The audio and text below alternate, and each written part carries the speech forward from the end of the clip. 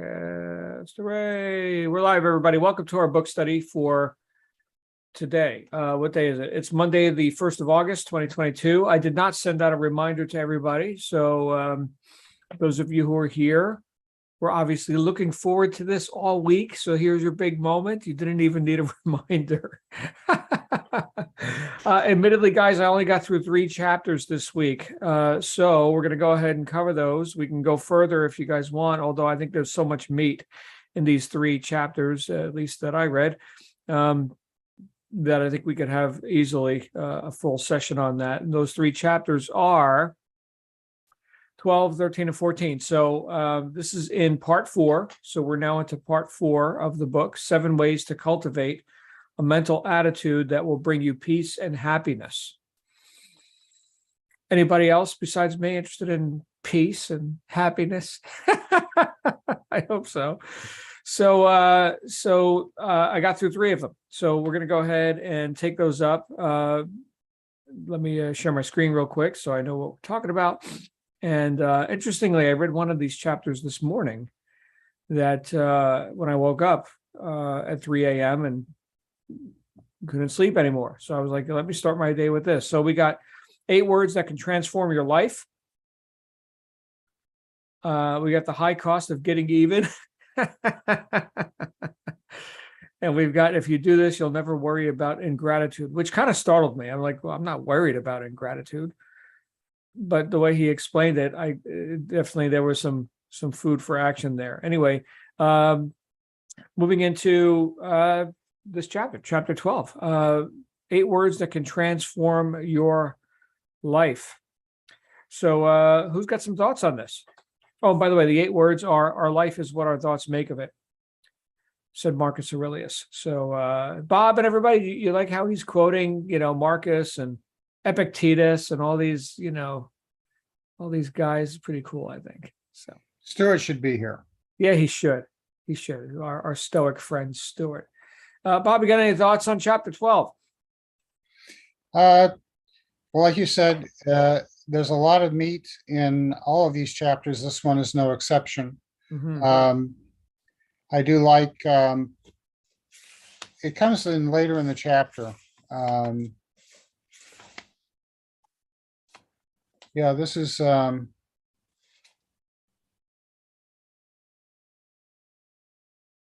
is after he introduces Mary Baker Eddy, and Christian Scientism. Mm-hmm. And I do have a funny story about Mary Baker Eddy. I hope there are no Christian scientists in the room. Okay, well, if they are, and hopefully they can, not worry and start living. she was buried with a telephone in her Really? coffin. And the notion was she was going to call from heaven and to let people know what it was like. She hasn't made the call yet. Uh-huh. So either there's no telephone service in heaven or she didn't make it. If there are any other conclusions, I'd be interested. But he was talking about the fellow who had essentially a breakdown, and he took a trip to Florida, and his father had left him a letter to be opened when he was ready to read it. Mm-hmm. And effectively, he says, quoting James Allen, as a man thinketh in his heart, so is he. When you realize that, come home and you'll be cured. Dad's letter made me angry, the gentleman writes. I was looking for sympathy, not instruction. I was so mad that I decided then and there that I would never go home. That night, as I was walking down one of the side streets in Miami, I came to a church where services were going on. Having no place to go, I drifted in and listened to a sermon on the text, he who conquers his spirit is mightier than he who taketh the city. Sitting in the sanctity of the house of God and hearing the same thoughts that my dad had written in his letter, all this swept the accumulated litter out of my brain. I was able to think clearly and sensibly for the first time in my life. All because, as a man thinketh in his heart, so is he. That's the essence of life right there. If you want to take anything away from, and this again echoes, this is a direct quote from James Allen, Wallace Wattles, Bob Proctor, everybody that we have studied in one way, shape, or form has said exactly these same words. So why are we so thick-headed that we can't We can't get it. Why is it? I don't know. I think we can get it. I just think it's by degree. We are getting it, right? I mean, you're not in the same plight as this guy who essentially took himself with him wherever he goes, right? To his own chagrin, right? So Bob, you're not like crawling out of your own skin, right? You're good. So I would acknowledge that. Well, nevertheless, I had to make my own personal journey. Mm-hmm. And, would that someone had, impressed this on me back in my more formative years. Mm-hmm. I'm quite sure that my life would have turned out much differently. Now, obviously, you must go through life without regrets. And of course, I don't. All right. Everything that has occurred to me has occurred to me, I believe, for a purpose. Yet I think I could have dealt with the troughs of my life a lot better if I had had these words to fall back on. So, Mm. and then finally, I may have told this story before. It's about Mickey Mantle. When he was first brought up to the major leagues, he failed miserably, and he was demoted all the way down to Joplin, Missouri, the Class C farm team. Mm. And he had left New York and he went to Kansas City en route to Joplin. And he let his father know what had happened. And he was so downtrodden and crestfallen. His father met him in the hotel room in Kansas City. And so Mickey broke down and cried in front of him and told him he was no good. He was a failure, the whole self-pity thing. And his father, who was a zinc and copper miner, started going through the bureau where Mickey had stored his clothes, and he started putting them in the suitcase. And he said, "Dad, what are you doing?" He said, "I'm packing for you. We're going back. I thought I raised a man, but you're nothing but a coward." And Mantle said, of course, like this gentleman, he was hurt at first, but then he realized that he was looking for sympathy. And what his father gave him was something a lot more valuable. And that was, the way Mantle said, it was a needle. He gave him a needle. So it's just, again, the same lesson. Mm-hmm. It's the same lesson. Mantle thought of himself at that point in his life as a failure. And his father had to shake him out of it. And he did it. He took the more, I guess, negative route by saying, "I thought I raised a man." I was talking to Missy about this last night because as we were relocating back from Kansas City to New York, passed through West Virginia, and this story came on. Paul Harvey was narrating the story, and we came in the middle of it. I said, "I know this story. This is Mickey Mantle." Of course, Paul Harvey saved it to the end.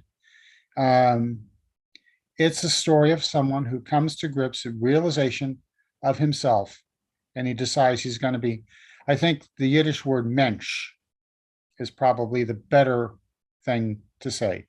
Be a mensch now. Be a human being. All right. Face up to your responsibilities, face up to your dreams, face up to your hopes and aspirations, and for crying out loud, do it. Mm-hmm. Do it. If you're going to think you're a failure, obviously that's the road you've chosen. So come back to the mines and work in the mines with me. And to the joy of baseball fans everywhere, Mickey Mantle decided he was not going to go back to the mines, but he's going to go on to have a stellar career. So once again, he got that lesson early in his life. He's able to turn his life around. So many people of, a more mature vintage are walking around, I'm afraid, thinking, "I haven't done with my life what I expected. I'm a failure. I'm just giving up. I'm playing out the string." That's it. Not knowing what greatness awaits them if they will only make the effort. Right. Well, I think, Bob, I think you brought up the biggest part of this is responsibility, right? I heard that word come out of your mouth, and where it says in the paragraph that you were quoting, it ends with, "Here I was wanting to change the whole world and everyone in it, when the only thing that needed changing was the focus of the lens of the camera, which was my mind.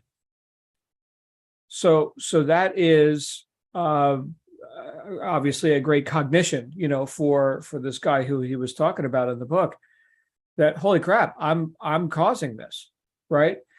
There's a guy who in modern times, in current times, named Jordan Peterson. Some of you may be familiar with him. He's a commentator and psychologist and professor.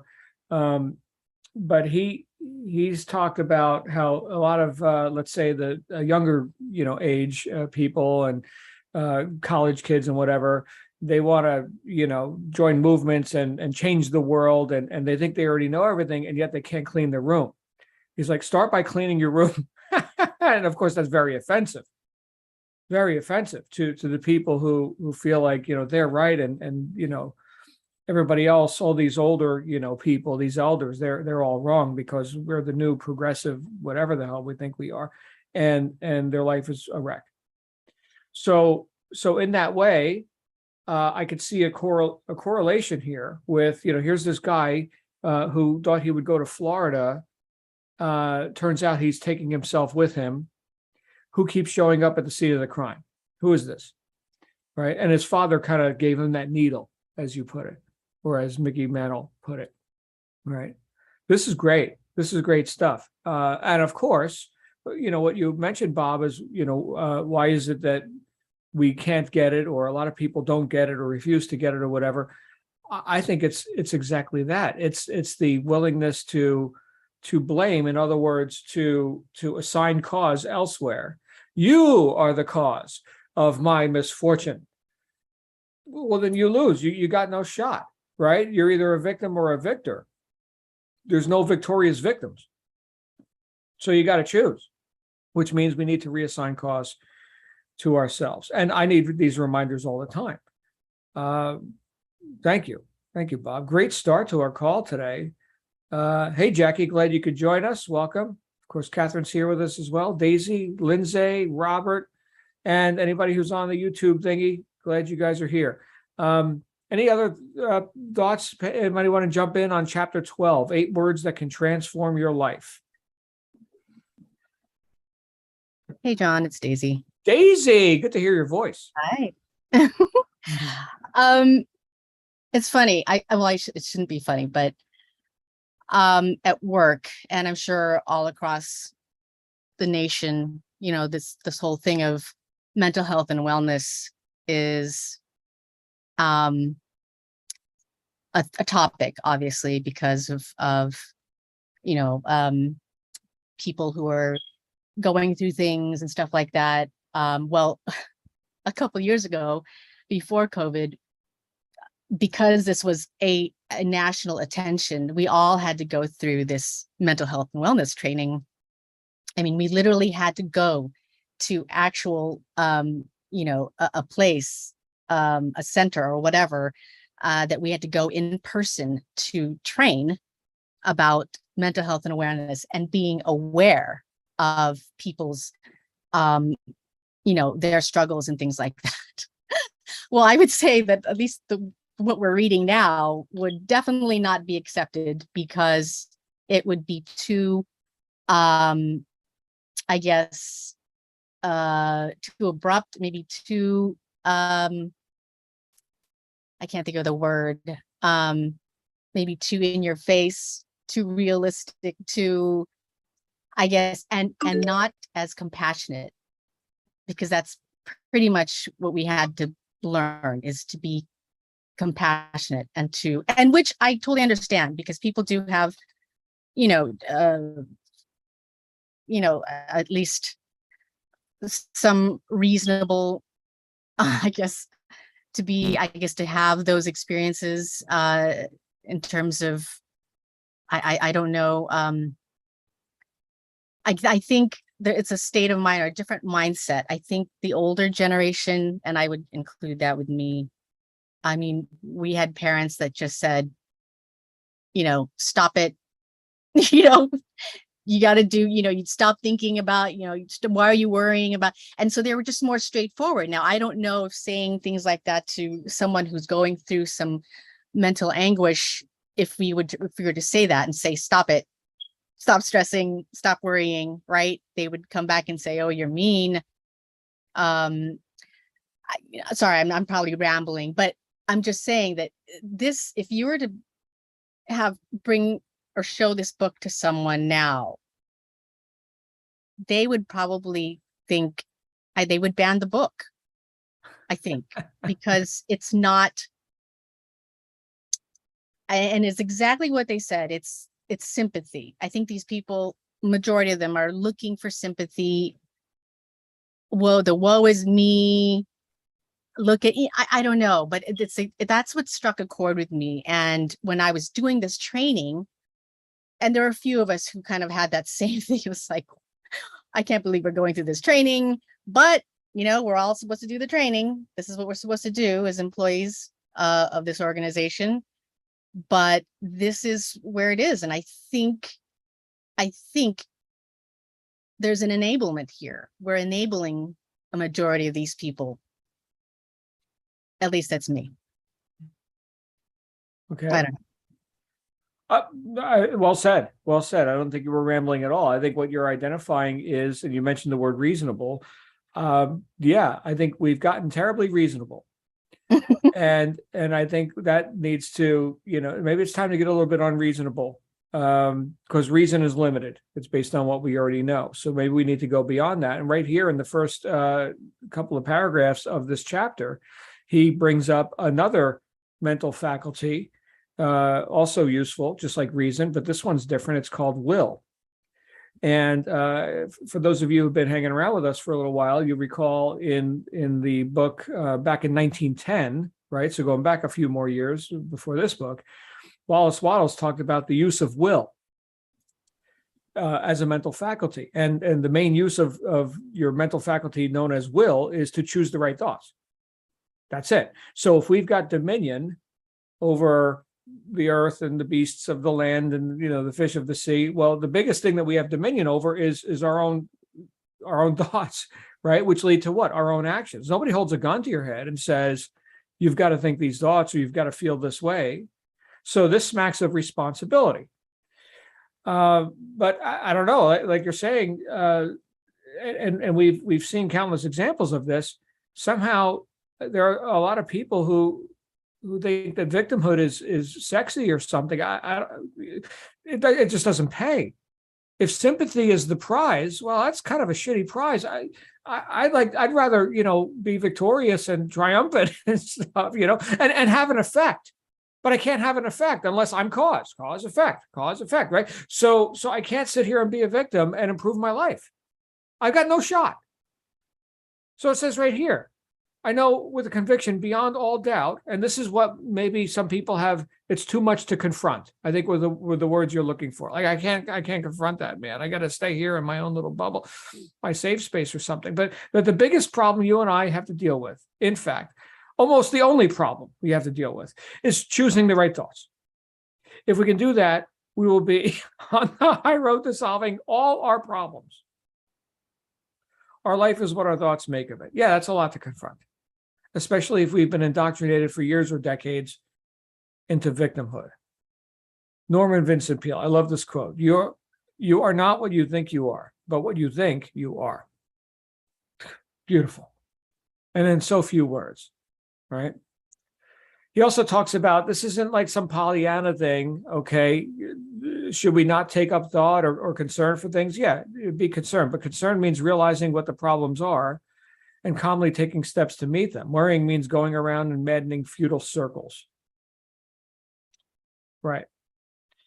I also liked where he said here, he knew that if he let his reverses get him down, he would be worthless to everyone, including his creditors.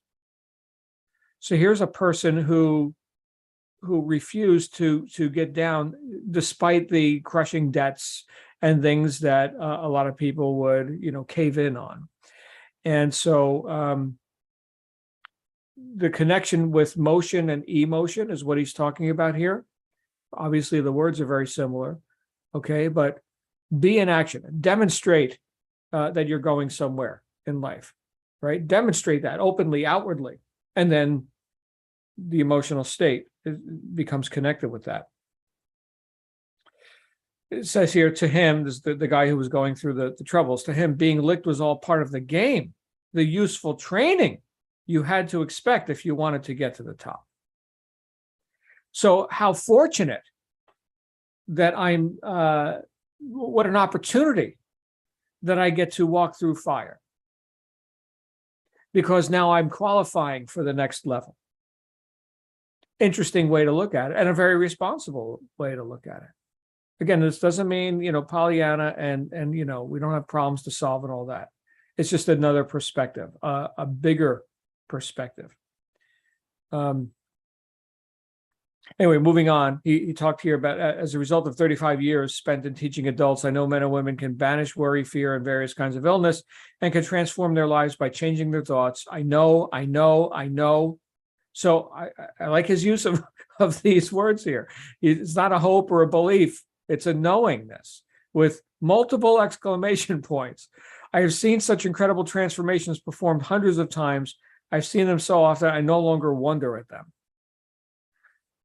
This is right after the Eddie bit there that you mentioned, Bob, right? Mary Baker Eddy. So this is a transformation, kind of an opportunity here. And then he gets into what Bob was talking about here, the son and the letter from the father, where, guess what? You don't feel any different, do you? I knew you wouldn't, because you took with you the one thing that is the cause of all your trouble, that is yourself. Yeah, that's pretty poignant, we could say, right? He doesn't mince words there. I think that's it. Oh, a little bit more in this chapter. I got something out of this. If half a century of living has taught me anything at all, it has taught me that nothing can bring you peace but yourself. So this constant seeking outward, right? As I've heard it said, filling a spiritual void with stuff, right? Or filling a God-shaped hole with, the things of the gross material world, right? We look a mess. And I get that there is instant gratification in things like, retail therapy or indulgence in, promiscuity or whatever. We can't fill that hole with anything but ourselves, the peace of knowing who we are, and in a bigger sense, right? And not just, here I am, this little body walking around, right? There's more than just that happening here. Bob, did you dig this? I have the colossal effrontery to tell you that under those conditions, you can change your mental attitude by an effort of will. Yes, I mean precisely that. So you can accept this affront, right? So that's what you're talking about, Daisy, right? It's like, oh, how you offend me by telling me that I'm responsible. Yep, that's what I'm telling you. So yeah, they would probably throw this book in the garbage. William James, the sovereign voluntary path to cheerfulness, if your cheerfulness be lost, is to sit up cheerfully and to act and speak as if cheerfulness were already there. Again, there's a connection with motion and emotion. I think, this is the rest of the chapter. Let a man radically alter his thoughts, and he will be astonished at the rapid transformation it will effect in the material conditions of his life. Men do not attract that which they want, but that which they are.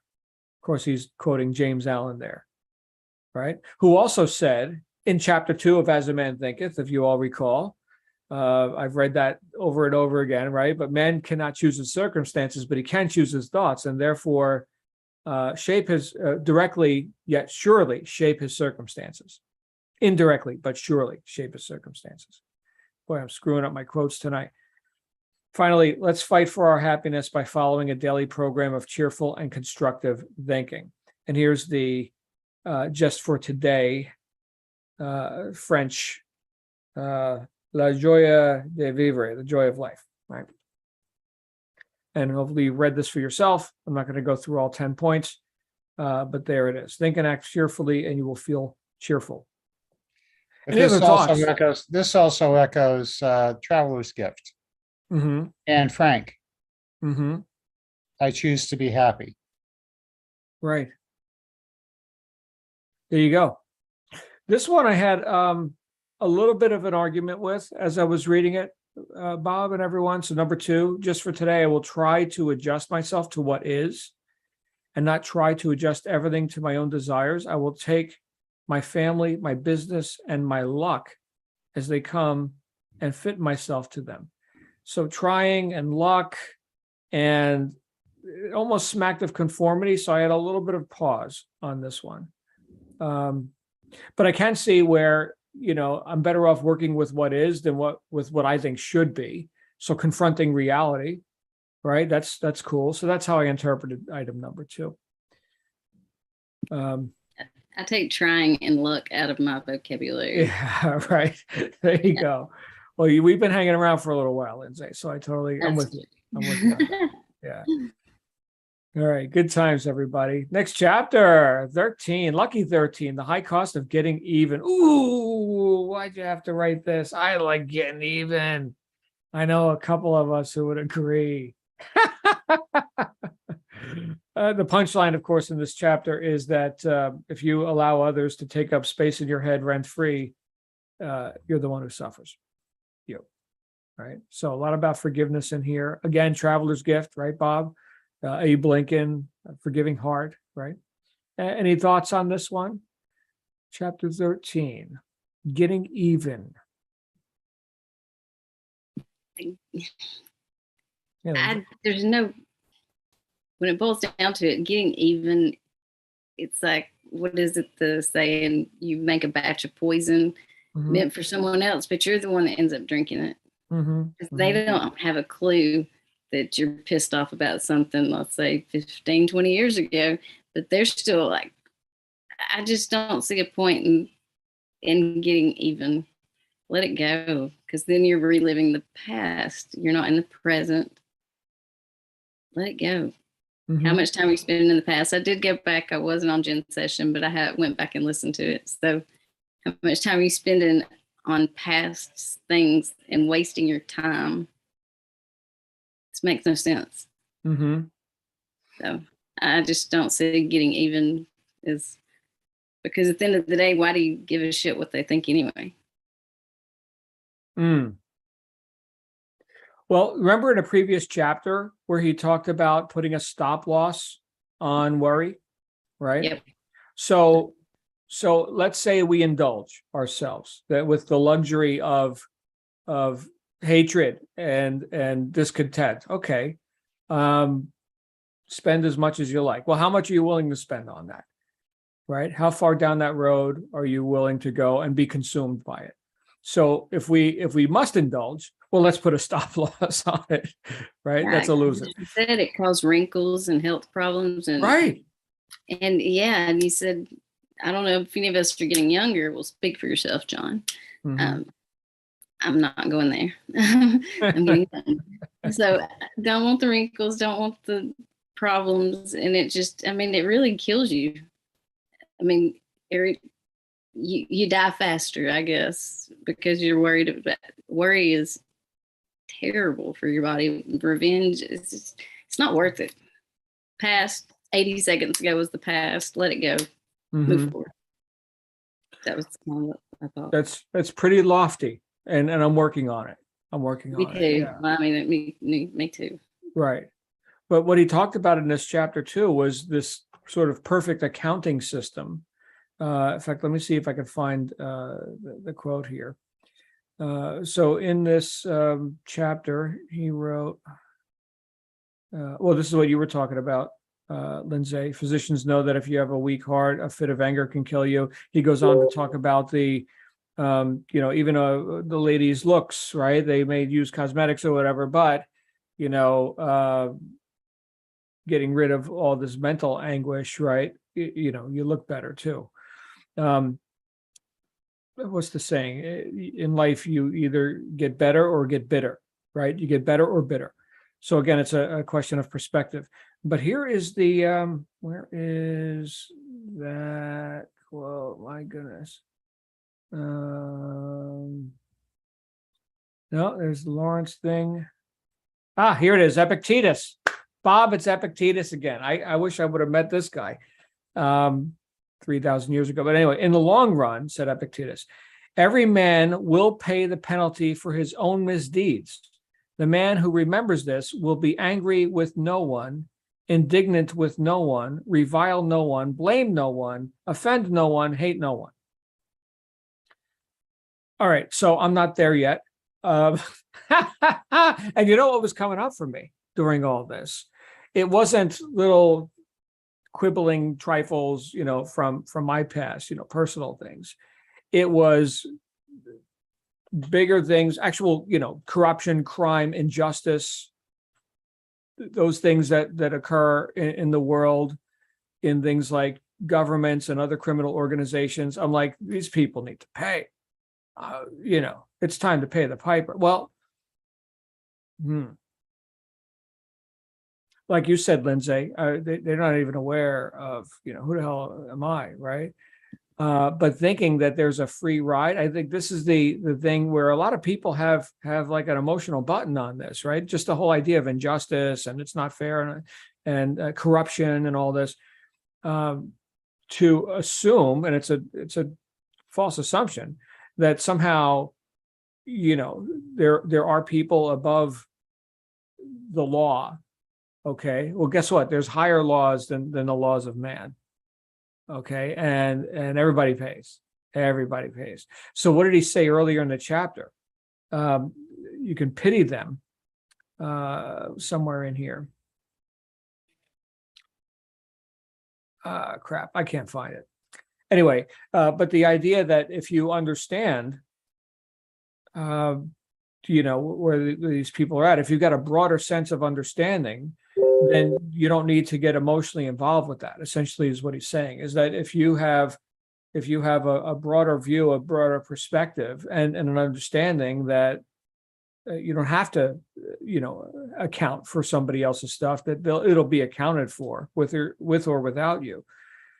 That frees up a whole lot of attention and energy to just get on with, your life in present time. That's what I got out of this chapter. Any other thoughts on this that you guys want to share? I know we're already a half hour in. Well, one more thing that I've got is when you let someone get the best of you, you do give them the power to ruin your day. And why would you do that? I mean, when you really break it down and look at it, my sister can send me messages. She's like, I'm just venting, and I'll say something. I didn't ask your opinion. I'm like, well, then move on. Don't come trying to ruin my day because you don't have that power. And then that makes her madder. And I'm like, okay, well, we won't talk for a week, so that's okay too. But yeah, she just lets everybody steal her power, and she's mad. And I'm just like, back off. So I mean, you can give people the the ability to steal your joy, and why would you do that? That makes it. If you really think about it, it just doesn't make sense. But that's what I got from it. That hit home to me. Good times. Good stuff. Did you enjoy the story about the skunk? So here's the grizzly who could wipe out pretty much any animal except buffalo or Kodiak, I think is the word they were looking for. A Kodiak bear is essentially a grizzly bear, but just from the Kodiak region, so darker skin or darker fur or something. But anyway, but he allowed the skunk to come and eat with him. Why? Because he knows you don't mess with the skunk. Oh my goodness. So when we hate our enemies, we are giving them power over us, power over our sleep, our appetites, our blood pressure, our health, and our happiness. Our enemies would dance with joy. If only they knew how they were worrying us, lacerating us, and getting even with us. Our hate is not hurting them, but our hate is turning our own days and nights into a hellish turmoil. So just for the sake of not giving them the satisfaction, you got to let stuff go, right? If for nothing else. couple other things that I really enjoyed here is this man possibly done me a favor, even though he didn't mean to. So this guy was an immigrant. It was during the war. He's learning, he knows multiple languages. He was asking for a job. The guy said back, I would never hire you. Your grammar sucks and Swedish and blah, blah, blah, right? So instead of writing back a scathing retort, he took another perspective. Again, this chapter is all about perspective. Well, thanks for helping me. I'm going to study harder now. Within a few days, he got a letter back from the guy that he just thanked for correcting him and saying, no, I'm never going to give you a job. And he got a job. There you go. A soft answer turneth away wrath. We may not be saintly enough to love our enemies, but for the sake of our own health and happiness, let's at least forgive them and forget them.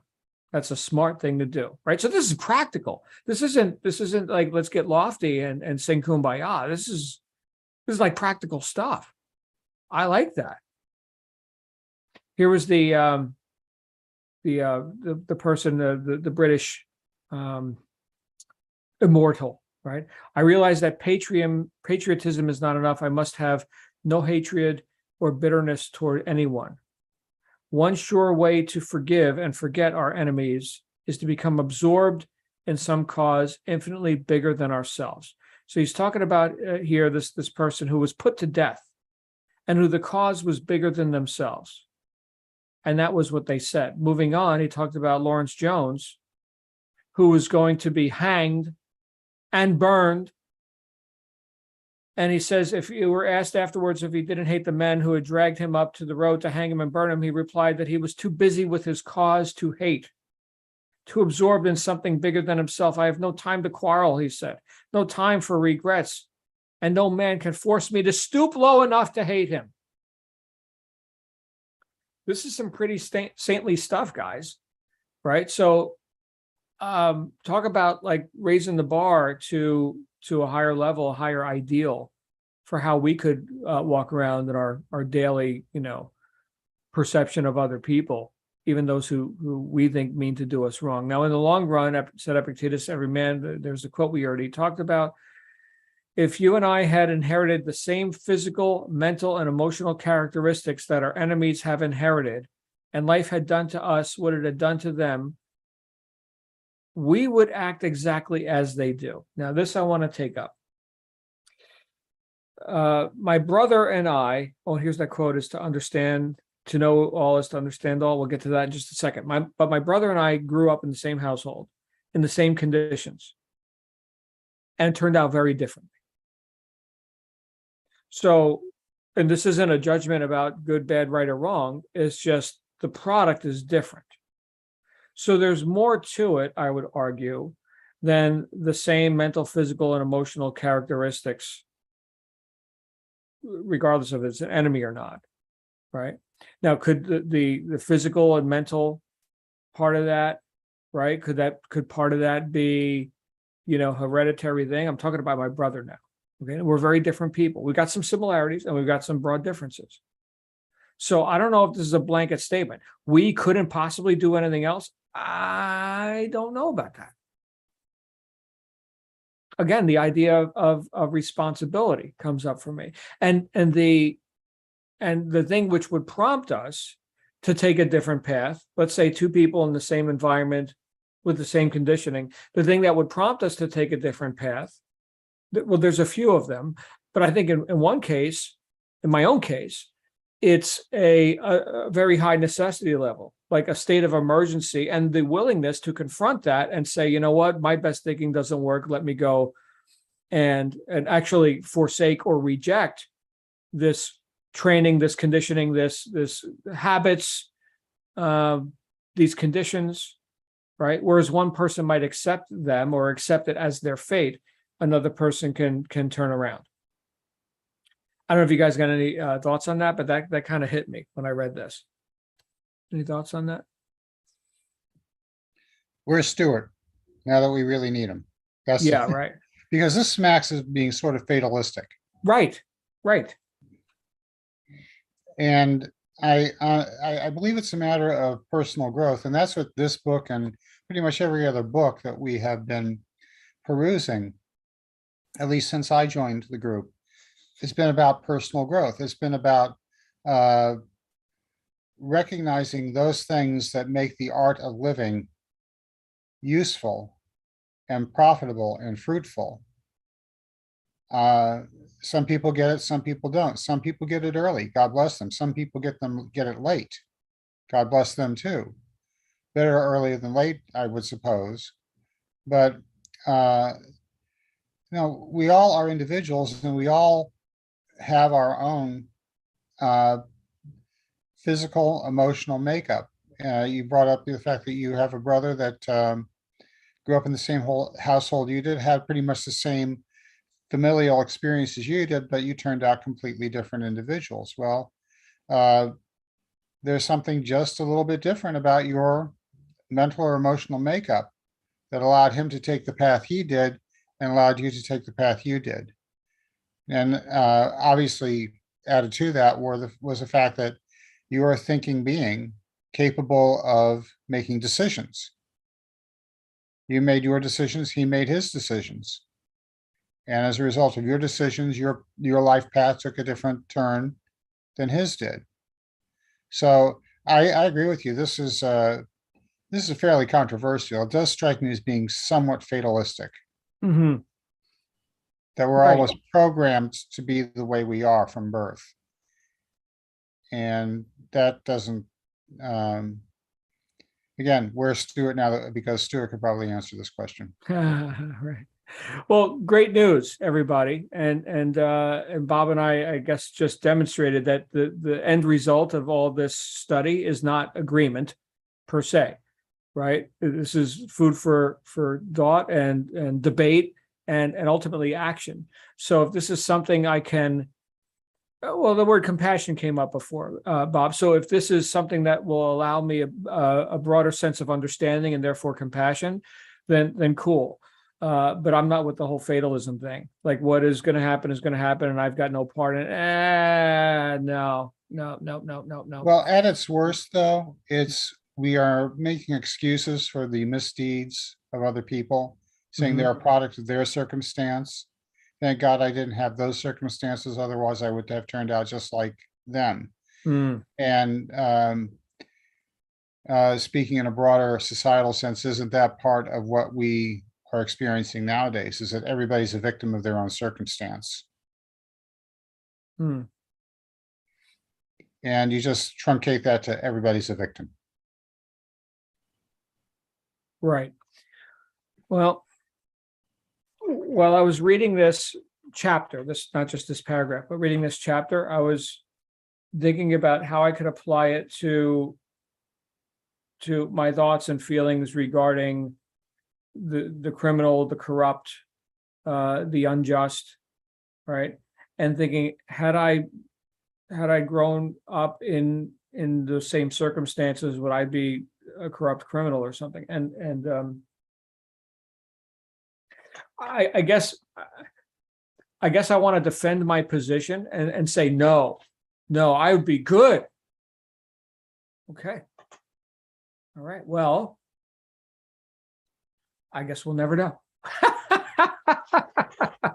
But anyway, thank you guys for that. Clarence Darrow said, "To know all is to understand all, and this leaves no room for judgment and condemnation. So instead of hating our enemies, let's pity them. And thank God that life has not made us what they are." There's the punchline for me. Instead of heaping condemnation and revenge upon our enemies, let's give them our understanding, our sympathy, maybe a touch, just a little bit, our help, our forgiveness, and our prayers. Finally, he says, let's never try to get even with our enemies, because if we do, we'll hurt ourselves far more than we hurt them. Let us do as General Eisenhower does. Let's never waste a minute thinking about people we don't like. All right. Thanks, Ike. I am going to work on that. Hey, I wish Missy was here right now. Not saying anything. There's no innuendo in there, but I know we're both hot-headed Italians, so I thought she would really enjoy this chapter. All right. Shall we move on, guys? We got time for one more. Chapter 14. I'll take that as a yes. All right. So if you do this, you'll never worry about ingratitude. I wasn't worried about it, but okay, I guess that's a thing for some people. Now, as he goes on, he talks here about gratitude is a fruit of great cultivation. You do not find it amongst gross people. Gross meaning, of a lower nature. Okay, so there's things of a higher nature and things of a lower or gross nature. Okay, here's the point I'm trying to make. This man made the human and distressing mistake of expecting gratitude. He just didn't know human nature. So he was saying, oh, my employees are not grateful for the Christmas bonus I gave them or whatever.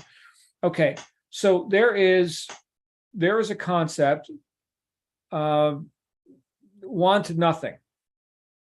Want nothing. What does that mean? That means that we give without expectation. We read something like this in the sales book we went through, right? Pitch Anything, or in class, right? How to eradicate neediness. Oh, please buy my stuff, right? No. I'm going into the sales presentation here to serve you, Mr. and Mrs. Customer. I'm already good. Hopefully for your sake you buy, right? So there's a posture to that. And it's one that we can cultivate. And we're not expecting, here's another way to put it. If I'm living right, do I get extra credit for that? For just doing what I should have been doing all along?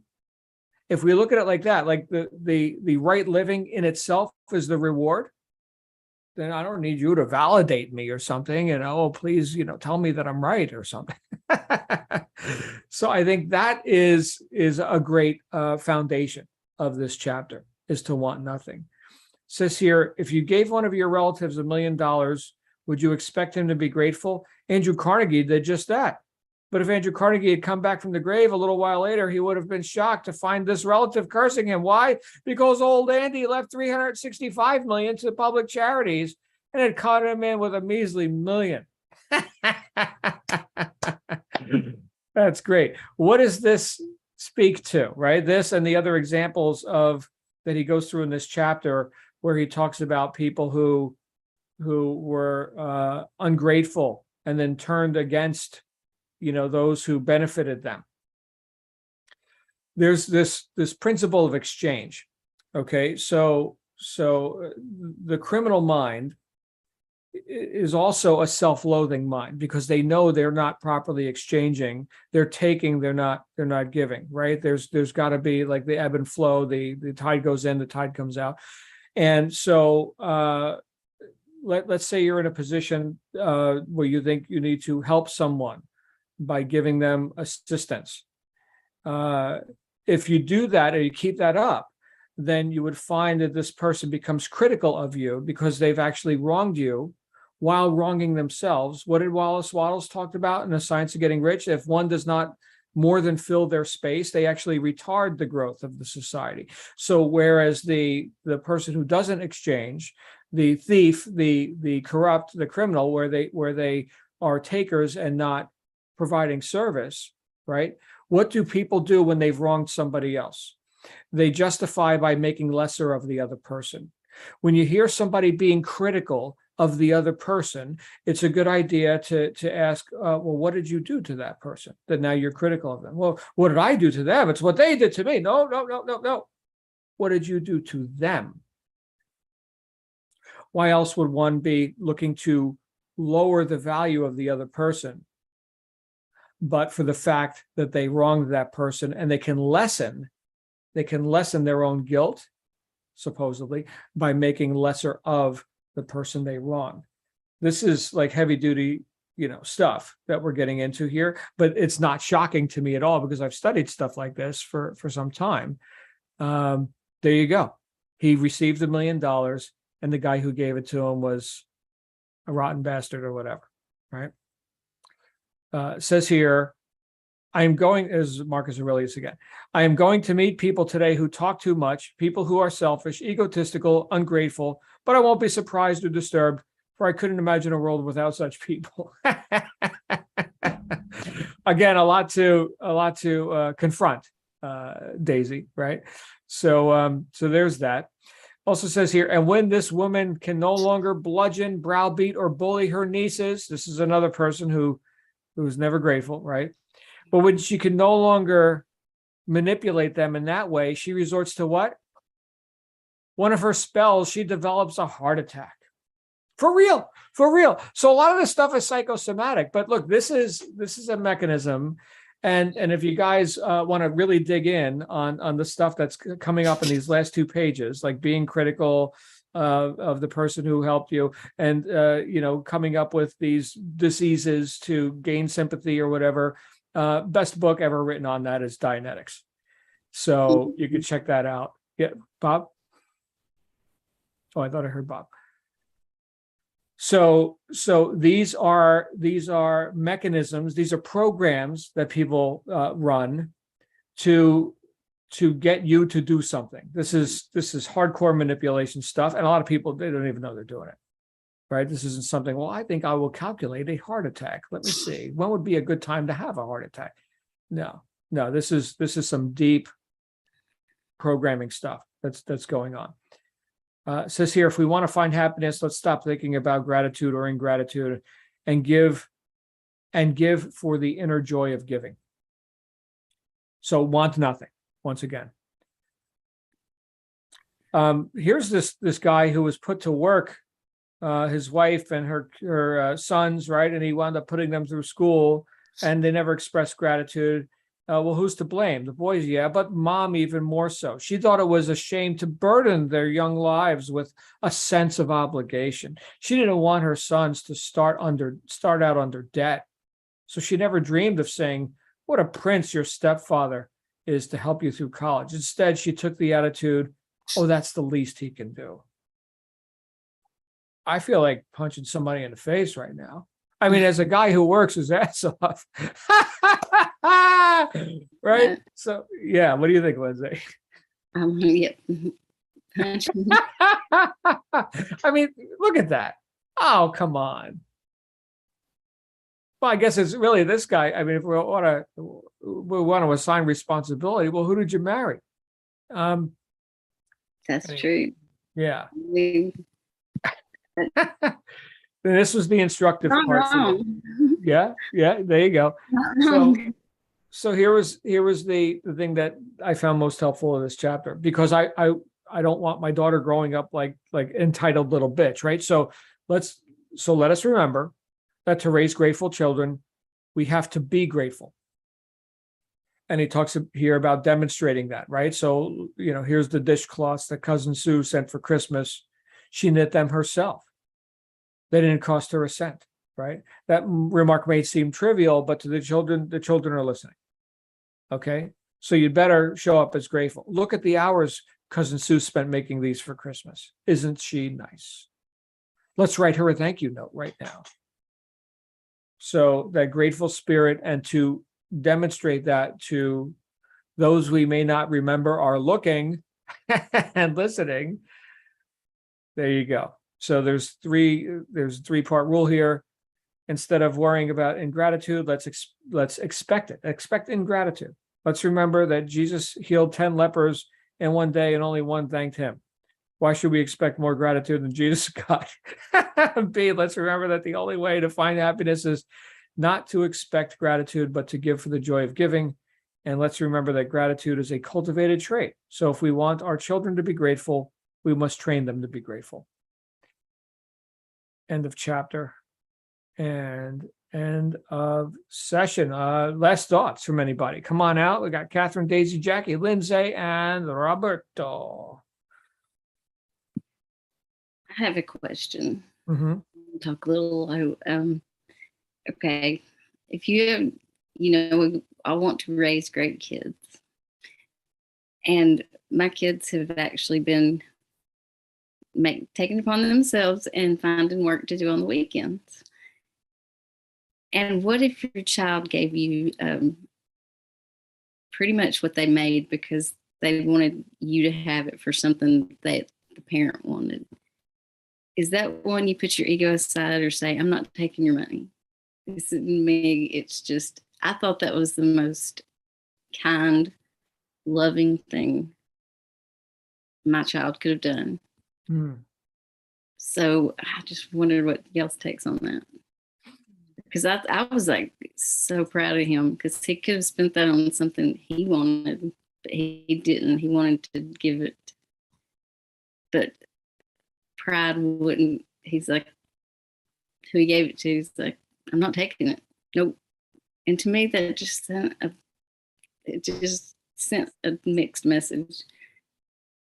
Well, that sounds like an enormous, what a big being he is to do that, and how unusual, right? So to Yeah. honor that, I mean, you give and give and give as a mom, right? Mhm. So I'm thinking you honor that. You Well, gratefully it wasn't given to me. It was to the other parent, but he's not accepting it, and I think that it broke my heart. I thought he should, because when a child gives you something, you should accept it because they give it out of love. Are we talking about a minor item, or did he buy a Lamborghini for his neighbor? Like, what are we talking about? If we could. No, but I mean, it's over $500. He wanted to give but that for a kid, that's a lot. He worked hard for that money. Okay. I don't know if anybody else has some thoughts on this. It sounds like something pretty major in terms of, like, what is the relationship with this other person? And They've got a great relationship, but it's, he said he said, I won't take that money from you, son. He said, I just won't. But to me, if a child gives you a gift, that's like saying, well, I don't want your money. I'm torn on that. okay, well, forgive me, because I thought you were talking about giving No, it something to wasn't. you. No, Okay. no, it wasn't to me. It was to my husband. Okay, Mhm. got it. So I don't know. I dare not give advice on that. I don't just, know. it floored me because they're like at a standstill, and my son's like, well, I'll go burn it.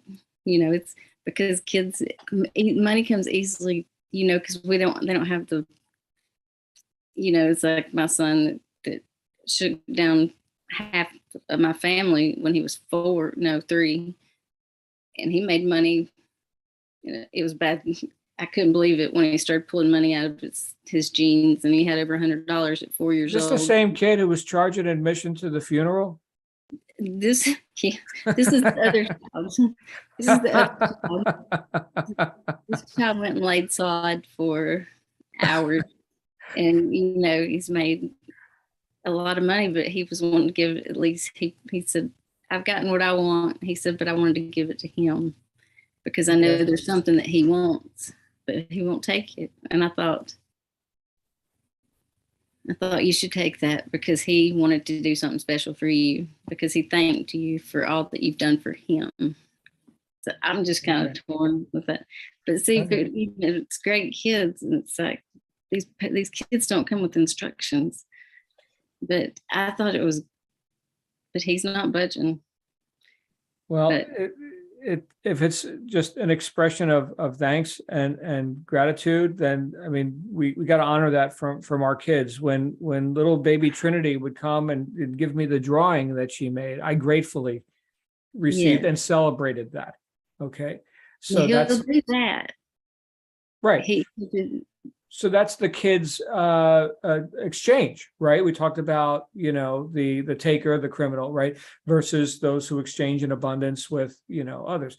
And so in that case, we must honor the kid, right? If the kid wants to help daddy in the garage, give him a wrench, right? And then just check his work when he's done. But the idea of giving something monetary value, that one's a little different, a little weird to me too. So I Yeah. don't know where to go with that. I saw Bob or somebody unmuted. If you got, and again, I'm vague on some of the details, but if anybody else has, Yeah, I can't Yeah. really. It's a sign of maturity to be able to accept a gift. Okay, it's something I learned, unfortunately, rather late in my life. I didn't know really how to accept a gift, even gracelessly, much less graciously. But you really have to be able to accept a gift, even if it's not what you want, even if you think it's over the top. Um, there may be a disproportion here. I'm kind of fuzzy on all the facts too. I appreciate the dilemma. But I think the larger lesson is you had to be able to accept a gift, right? Okay. That's really it's truly something that a lot of people have lost. Hmm. And I think it goes hand in hand with ingratitude. Okay. People are not grateful because they don't even know how to accept a gift themselves. Yeah. So it is a much harder case, though, the way you put it, Lindsay. I'm not entirely sure that I have, all the facts to make an objective and sound judgment. But that's just my 2 cents. It's just we have to be able to learn in the course of our lives how to accept what's given to us as a gift and accept it graciously. That's okay. That's where I was going. And I'm sorry I'm vague on the details, but I don't want to, I just can't right now. I Thank you. can, but I will choose not to at this moment. But yeah, Sure.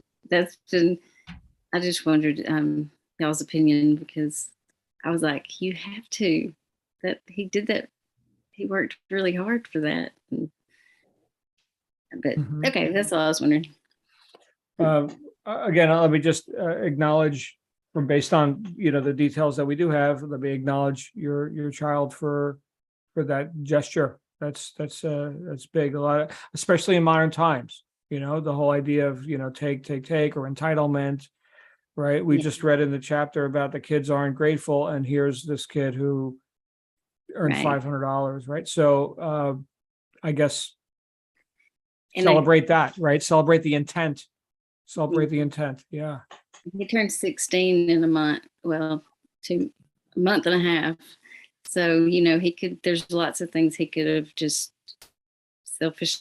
not selfishly, but he wants for himself. But he Mhm. didn't. He said, I want you to have that Wow. because you've done so much for us. So I just thought it was, I'm proud of him. Good. Yeah, I'm proud of him too. And if he needs a job, now that he's of age, maybe we got a spot for him in our business. Right? Yeah. Yes. Think of the level of intention of a 15-year-old, right? I'll tell you what my life was like when I was 15. Anyway, we're 2 minutes over. Thank you, everybody. Thanks for tuning in. Of course, this was brought to you by the paying members of the John Lavenia Success Mastermind. If you're seeing this on YouTube, head on over to JLSuccessmastermind.com. Grab yourself a free trial membership. You are guaranteed to love it. We'll be back next week with probably the rest of this section of the book, part 4 or 5 or whatever we're on. But anyway, read a few more chapters. Great conversation tonight, my friends. Thank you so much. All right. We'll see you again real soon. Have a great day. Thanks. Bye from Missy too.